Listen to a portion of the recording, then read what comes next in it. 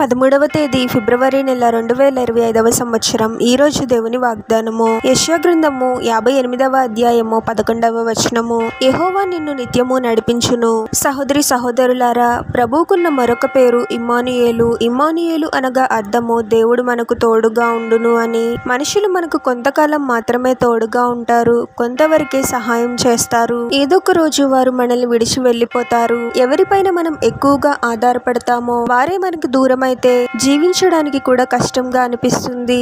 ఇన్నాళ్ళు నాకు ఎంతో సహాయంగా ఉండి నన్ను నడిపించిన వ్యక్తి నాకు తోడుగా లేడే అని అనుకుంటూ ఉంటాము. అయితే మనము మనుషులపై ఆధారపడే వారముగా ఉండకూడదు, కానీ కేవలం ప్రభువుపైనే ఆధారపడి జీవించడం నేర్చుకోవాలి. ప్రభువు మనకు పరలోకపు తండ్రి అయి ఉన్నాడు. ఒక తండ్రి తన బిడ్డను ఎలా అయితే నడిపిస్తాడో మన పరలోకపు తండ్రి కూడా మనకు తోడుగా ఉండి మనల్ని నడిపిస్తూ ఉంటాడు. మనం చేయవలసింది ఒక్కటే, ప్రభువుపై ఆధారపడి ప్రభు యొక్క సహాయం కోసము ప్రార్థించాలి. మన సొంత జ్ఞానాన్ని బలాన్ని నమ్ముకునే వారముగా కాకుండా ప్రభువుని ఆశ్రయిస్తూ ప్రభు చేత నడిపింపబడాలి. ప్రభువుని ఆశ్రయించే వారికి ప్రభు తప్పకుండా సహాయం చేస్తాడు. ప్రభువే మనల్ని నిత్యము నడిపిస్తాడు. ప్రార్థన.